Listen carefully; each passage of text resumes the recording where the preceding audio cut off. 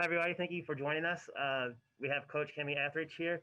Coach, just an opening statement. Tell us a little bit how the season's been going. You guys have been practicing for a couple of weeks, and just give us a little bit of taste of how that's been going, and we'll open the floor for questions.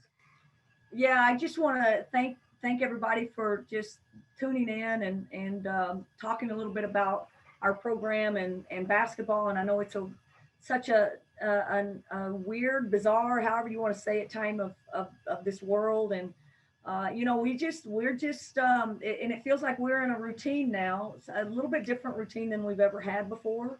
But we're excited to be here, and we're excited to be in a structured schedule and practice setting. And it's hard to even imagine when we think back 4 months when we were doing Zooms with our team and everybody was home over the summers and we weren't able to work them out. And yet I think we're seeing some real positives of those times of being of growing as a team, even though we weren't together, finding creative ways to communicate and talk about our culture and grow our culture and send workouts to them over Zooms or video that they had to go and try to mimic. And it took so much of a mature team to grab hold of those kinds of things and continue to get better as a team and as an individual. And we're seeing the repercussions of that right now. We're excited about the new players in our gym. We're excited about the older players that have gotten a year older and better.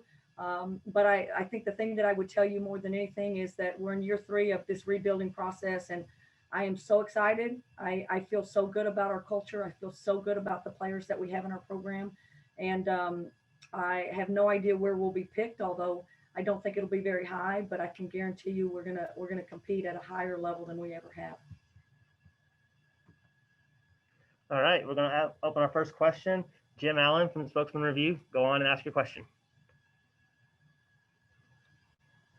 Hello, Kamie. Jim Allen here from the Spokesman. Can you hear me? I can. Excellent. Well, I have several questions, but I'm sure other people have some as well. But can you tell me what that culture should look like, and tell me about the rebuilding process a little bit? You lost a couple of pretty good players from last year, too. Right. Let me just start with that. First off, we've always had, when I first walked into this program, we tried to kind of install 3 core values, and it's kind of grown to 5. And if you asked our first 2 teams what our 5 core values are, they probably wouldn't be able to say what they are. So what we were able to do through Zoom sessions and just a new way to communicate and quite frankly, a way that we'll probably continue to use Zooms. When we're away, we find ways to get together. We find creative ways to talk about our culture. And I would guarantee you, if you walked into our gym and asked any of our players what our 5 core values are, they'd be able to tell you what they are. And so, those are just things that we think are kind of intangibles that we feel like if we can get the foundation of our program right, if we can be about respect from the game, from teammates to the things that come about us, academics, all of the things, coaches, authority, how you treat people, all of those things fall into that. Competing at the highest level, challenging yourself to be excellent in a competitive nature. There's just the unity force of that, the trust that we can build, the relationship building that we've been able to instill and grow. It's just been a really exciting time for us to continue to build on those things. The other one is toughness and accountability. Those are the 5 that we've really been able to really talk about and grow. And what you see when you walk in our gym is you see 5 newcomers. That one was here last year, Crystal Ledger Walker, who will be a 5th-year player. And then you have 3 new players, freshmen, and you have a junior college transfer that will have 3 years of eligibility, or who knows what the rule is with that, if she comes in as a sophomore. And those are mature kids, talented players, high IQ players, and they walk in better prepared for college basketball and very much in line with our culture. And they bring some talent from the guard perspective, I think, that we haven't had in the gym. More ball handlers, more playmakers. We don't have to be so dependent on just one ball handler like we have in the past. And then all of a sudden you have, a freshman and young post group that is a year older and better, more prepared and ready for the competition, from the strength side of it, from the conditioning side of it, and from the skill development side of it. So I just feel like we're better prepared to, top to bottom, culture wise and skill set wise and experience and depth wise. We're really in a better place than we ever have been. And I think we'll be competitive because of that. Colton Clark of the Lewiston Tribune. Colton, go ahead with Coach Ethridge. Hey, Coach, how's it going? Hi. Doing good. So you kind of touched on it, obviously replacing a lot of production in terms of Bobby Chanel, and then with Johanna and Subasic having transferred out. What any newcomers in specific or returners that we should expect to maybe adopt those cemented roles as lead scorer, lead rebounder, passer, etc.? Right. Or is that kind of in flux right now? Great question. Players that you probably know of, Bella in the post has just like what you would expect. I think everybody saw glimpses of her ceiling and her potential.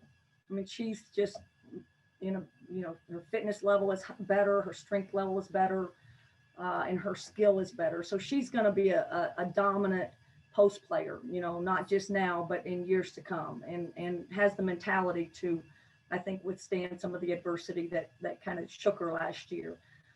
You're going to see Crystal Ledger-Walker, who again was in our gym last year, played for us at Northern Colorado for 2 years, stayed on there and played a year with the staff that came in, and then sat last year and will be ready this year. And she's just, we can't replace Bobby and Nell in so many ways.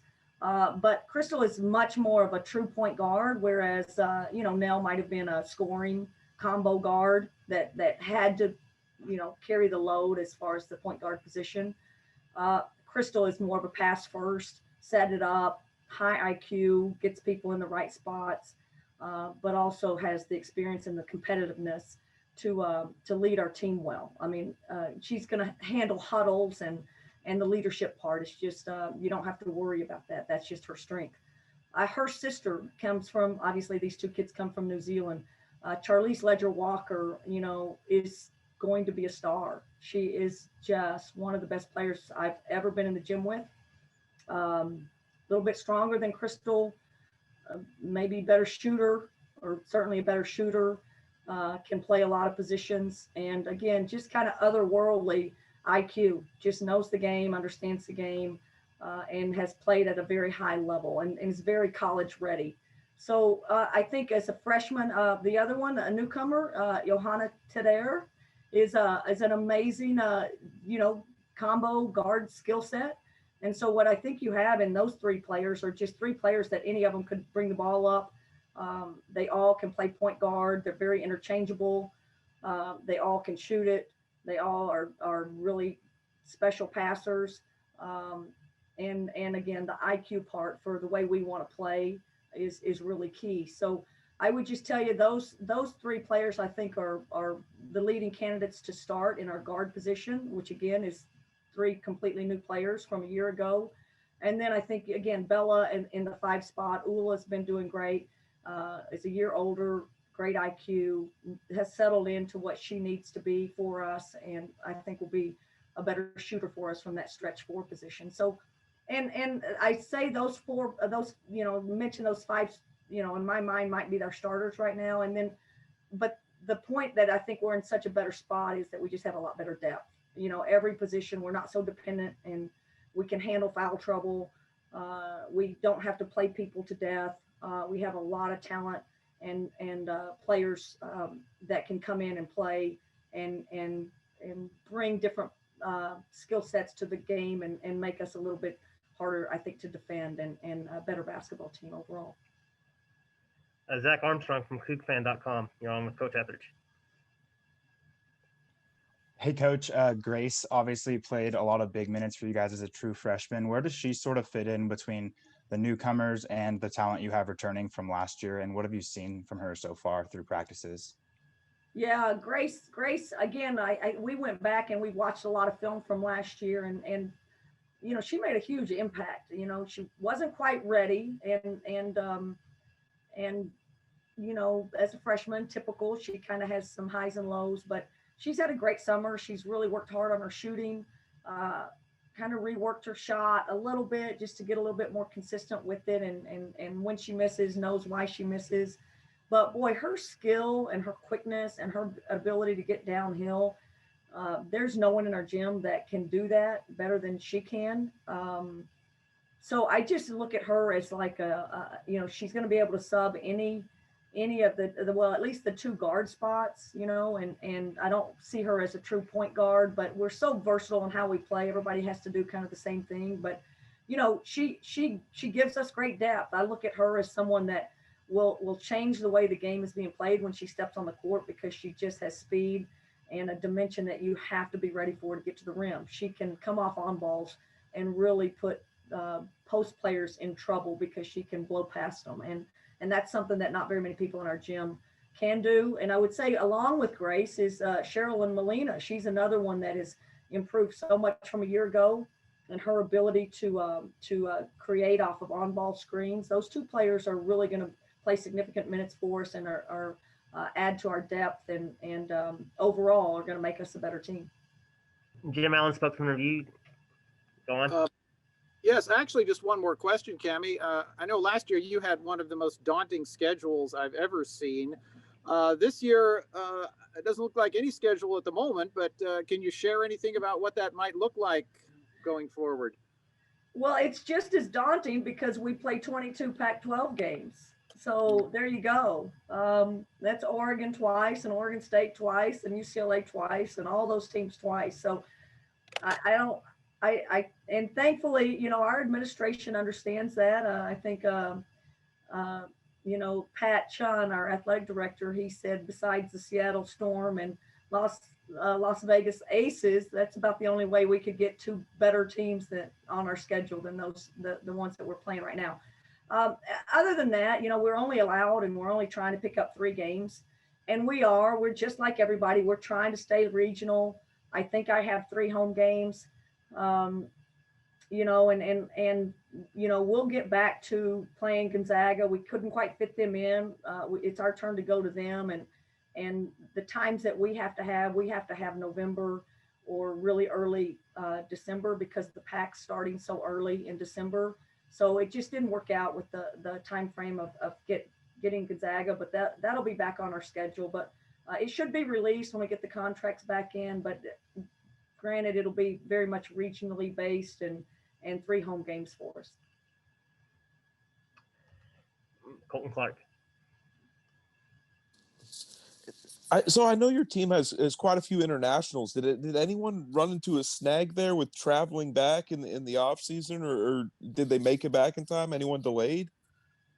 I just can't say enough about our compliance officers, Catherine Walker, and her whole entire staff.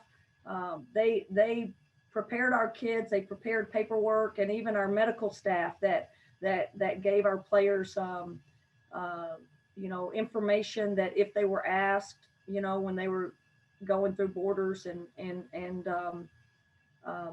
but for the most part, we were in a really good spot because our Australians who others have had trouble with, they were returning players. So we got them back, even though we had to do some paperwork to get them here.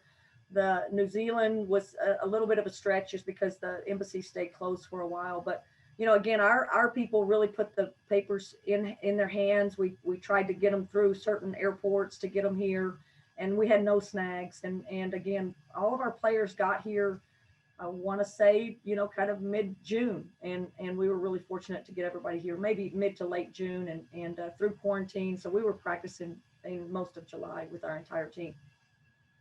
Thank you, Coach. Appreciate your time. We'll talk to you soon, and go Cougs. Thanks, everybody. Appreciate it. Go Cougs.